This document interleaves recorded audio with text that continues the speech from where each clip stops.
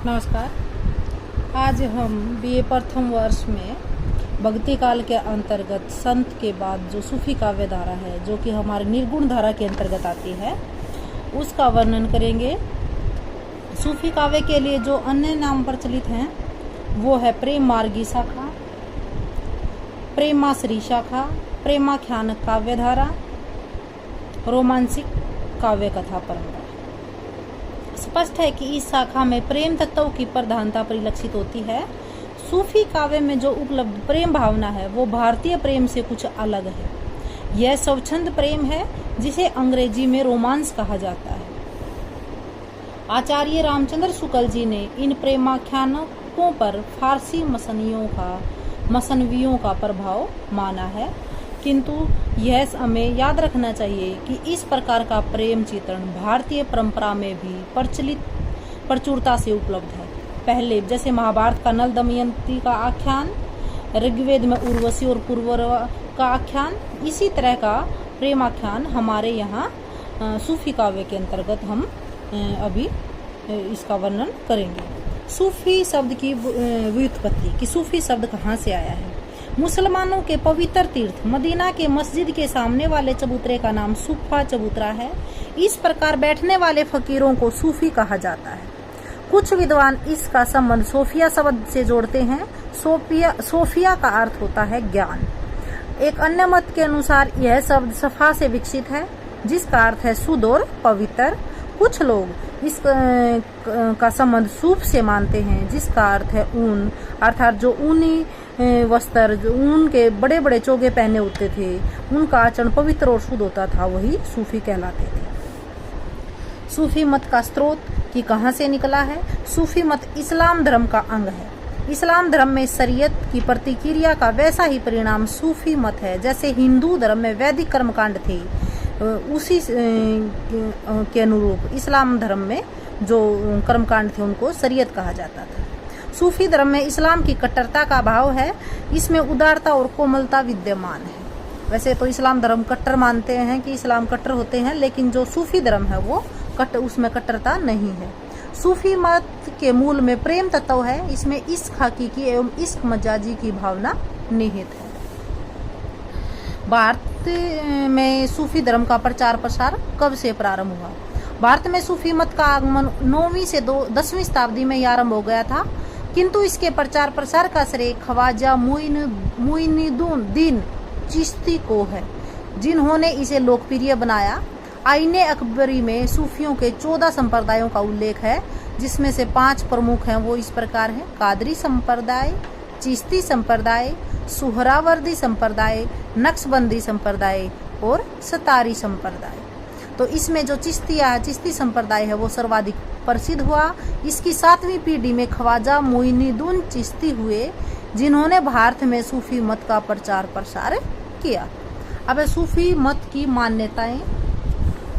सूफी साधना के 7 सोपान हैं: अनुताप, आत्म संयम, वैराग्य, दारिद्र्य, धैर्य, विश्वास और प्रेम। इसमें ईश्वर साधना के 4 मुकाम पड़ाव हैं: शरीयत, तरीकत, मारिफत और हकीकत। इन मुकामों से गुजरकर ही वह हाल की दशा में पहुंचता है। सूफी मत में भी संतों की तरह ईश्वर को निराकार और सर्वव्यापी माना गया है। वे ईश्वर को जगत में व्याप्त मानकर उसके सौंदर्य पर मुग्ध होते हैं। हाल की 4 दशाओं के नाम हैं: नासूत, मलकत, जबरूत और लाहुत। पहली दशा में शरीयत कर्मकांड का अनुसरण करता है। दूसरी में तरीकत उपासना तरीके से उपासना करता है। तीसरी दशा में मारिफत व आरिफ बन जाता है। और चौथी दशा में वह हकीकत, उस परम तत्व की उसको उपलब्धि हो जाती है। अब है सूफी काव्य की प्रवृत्तियाँ।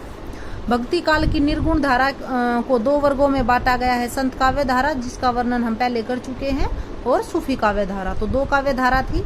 इसमें से प्रथम काव्य धारा का प्रतिनिधित्व तो कबीर करते हैं, लेकिन सूफी काव्य धारा का जो प्रतिनिधित्व करते हैं वो जायसी करते हैं। डॉक्टर गणपति चंद्र गुप्त ने इस काव्य धारा के लिए एक नया नाम दिया है: रोमांसिक कथा काव्य परंपरा। इन सभी नामों में सर्वाधिक नामकरण जो इस धारा के कवियों के लिए सहज स्वीकृत हुआ है वह है सूफी काव्य धारा। सूफी प्रेमाख्यानों में जो सबसे सर्वप्रथम रचना है वो है चंदायन मुल्ला दाऊद ने जिसकी रचना की थी 1389 में। दूसरे प्रसिद्ध सूफी कवि कुतुबुन हैं जिसकी रचना का नाम मृगावती है। इस ग्रंथ का रचना काल 1503 ईस्वी है। सूफी प्रेमाख्यानक काव्य परंपरा में सर्वप्रमुख जायसी तथा इसका जो प्रसिद्ध ग्रंथ है पद्मावत, जो कि मूवी भी के रूप में भी पीछे से आई थी, तो पद्मावत इसका प्रसिद्ध ग्रंथ है जिसकी रचना 947 हिजरी और अगर सन की बात करें तो 1540 ईस्वी में हुई थी। इसके अतिरिक्त इनके 2 ग्रंथ और हैं, अखरावट और आखिरी कलाम। एक मंझन कर्त मधुमालती भी सूफी प्रेमाख्यानक में महत्वपूर्ण स्थान रखता है। इसके अतिरिक्त उस्मान ने चित्रावली लिखी है, शेख नबी ने ज्ञानदीप, हंस जवाहिर और नूर मोहम्मद ने इंद्रावती और अनुराग बांसुरी का नामक प्रेम गाथाएं लिखी हैं। सूफी काव्य की जो प्रवृत्तियां हैं वो इस प्रकार हैं। मुसलमान कवि और मसनवी शैली।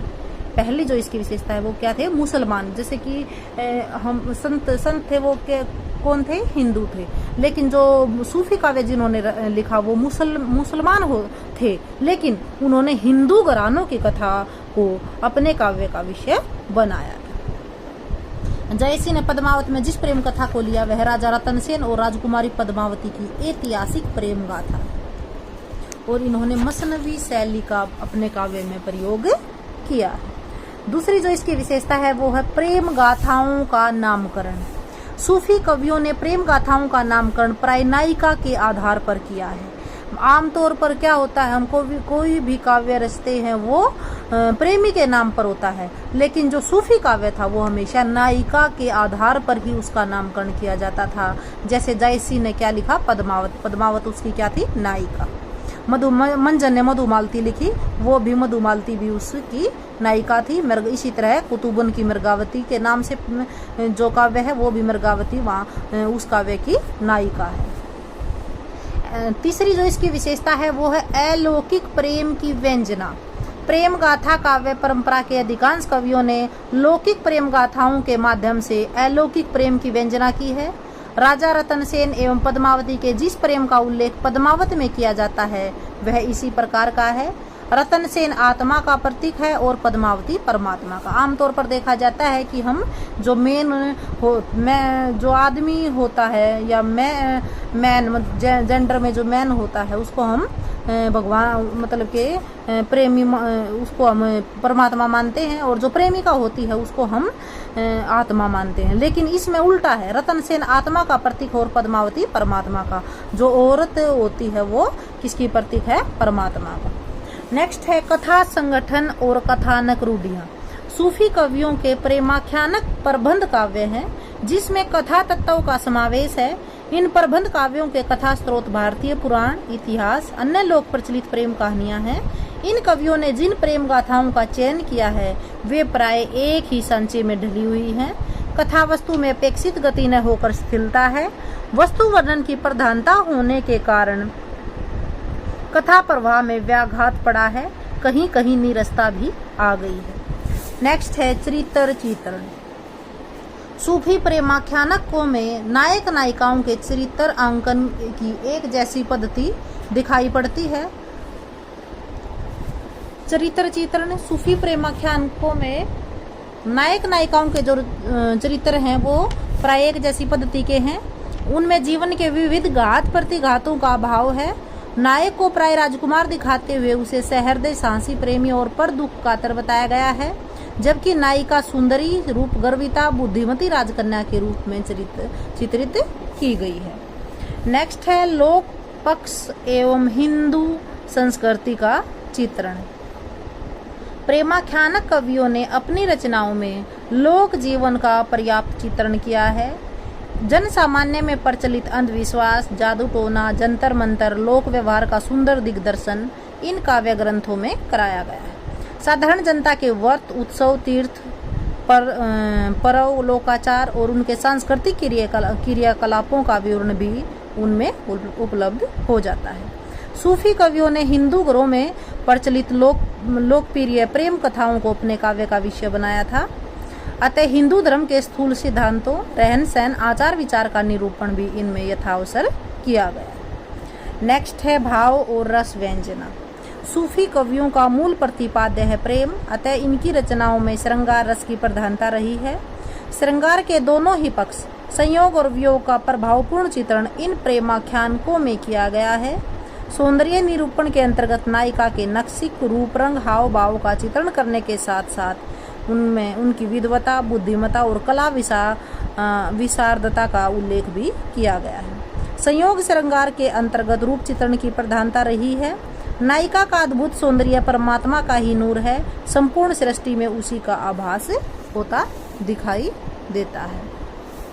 वीर रौद्र और विभत्स रसों का सुंदर परिपाक यहाँ पर किया गया है। वस्तु वर्णन। प्रेमाख्यानक काव्यों में वस्तु वर्णन की प्रधानता दिखाई देती है। ये कवि मूल कथा के साथ साथ वस्तु, दृश्य और घटना का विवरण अतिशोक्तिपूर्ण शैली में प्रस्तुत करने में सिद्धहस्त थे। जायसी में के पद्मावत में वन, वाटिका, समुद्र, पर्वत, नगर, पर्व, उत्सव, भोज्य सामग्री और वस्त्राभूषणों का विविध प्रकार से वर्णन करते हुए वस्तु वर्णन की ओर अपनी रुचि दिखाई है।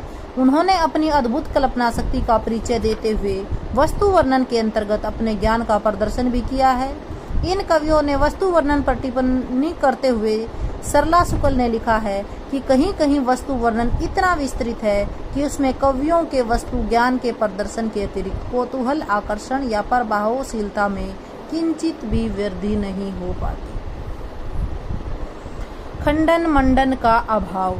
नेक्स्ट जो इसकी विशेषता है, सूफी कवियों ने किसी विशेष संप्रदाय का खंडन मंडन नहीं किया। संत कवियों में जहाँ यह प्रवृत्ति उगर थी, वहीं सूफियों में इसका अभाव था। इन कवियों ने सूफी मत का प्रचार करने के लिए प्रेम गाथाओं की रचना अवश्य की, किंतु कहीं पर भी किसी अन्य धर्म या संप्रदाय के विरुद्ध एक भी बात नहीं कही। इन्होंने अपने मत का प्रचार करने के लिए काव्य की सरसता का सहारा लिया, जिसके कारण हिंदुओं में भी ये काफी लोकप्रिय कवि हुए। आचार्य रामचंद्र शुक्ल ने सूफी कवियों की इस विशेषता को स्पष्ट करते हुए लिखा है कि प्रेम स्वरूप ईश्वर को सामने लाकर सूफी कवियों ने हिंदू और मुसलमान दोनों को मनुष्य के सामान्य रूप में दिखाया और भेदभावों के दर्शों को हटाकर पीछे कर दिया। काव्य रूप। आचार्य रामचंद्र शुक्ल ने सूफी प्रेम गाथाओं को फारसी की मसनवी शैली में रचित काव्य ग्रंथों के अंतर्गत माना है। इसके अनुसार इस वंदना, साहेब वक्त का उल्लेख, कथा का सर्गों में विभक्त न होना, संपूर्ण ग्रंथ में एक ही छंद का प्रयोग आदि ऐसी अनेक विशेषताएं हैं, जिसके कारण इन्हें मसनवी रचना कहा जाता है। सूफी कवियों के ये प्रेमाख्यानक प्रबंध काव्य के अंतर्गत आते हैं, क्योंकि इनमें एक सानुबंध कथा की योजना की गई है। भाषा और अलंकार योजना। सूफी कवियों ने अपनी रचनाओं में अवधी भाषा का प्रयोग किया है। जायसी ने पद्मावत में जिस अवधि का प्रयोग किया है वह ठेठ ग्रामीण अवधि है। उसमें वैसी साहित्यिकता एवं संस्कृत निष्ठता दिखाई नहीं पड़ती जो तुलसी की भाषा में विद्यमान है। जायसी की भाषा में अवधि के लोक प्रचलित मुहावरों और लोकोक्तियों का समावेश भी हुआ है।